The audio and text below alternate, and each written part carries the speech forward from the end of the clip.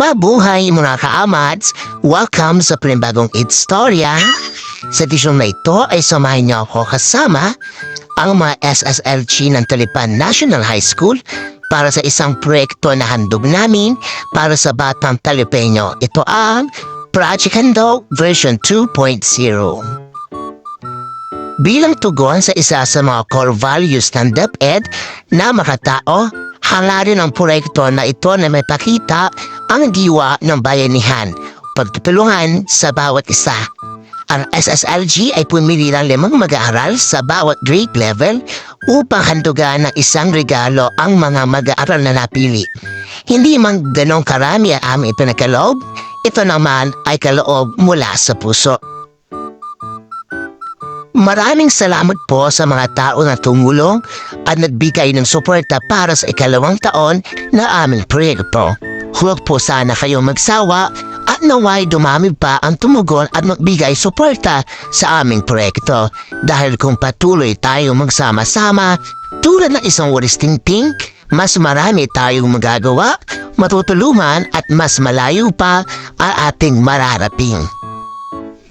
Pagkatapos namin ihanda ang munting regalo, ay tinipon na namin ang bawat mag-aaral na matatanggap ng aming regalo.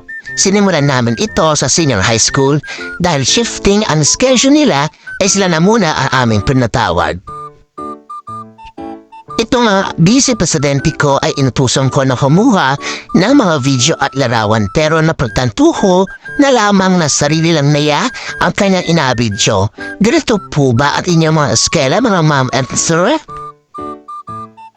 Pagkatapos ng klase ng junior high school, ay sila naman ang aming tinipon at pinagkalooban ng Project Handog. Tunay nga na wala sa laki o liit ng regalo na iyong natatanggap ang batayan ng kasiyahan. Bagkos sa malasakit, pagmamahal, at higit sa lahat, ang pagiging mga tao ang mas dapat na malibabaw upang sa ganon, ang ating mundo ay magkaroon ng isang imahe na may malasakit sa kapwa.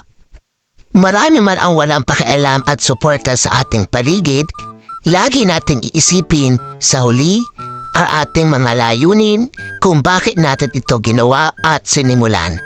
Lagi nating tatandaan na gawin mo man o hindi ang isang bagay, ay may sasabihin pa rin ang mga tao sa iyong paligid. Ang mahalaga ay hindi ka naglalamang sa iyong kapwa at wala kang inaapakan na tao. Hanggang dito na lang mga kaamats. Maraming salamat sa inyong patanood. Bye! Wow!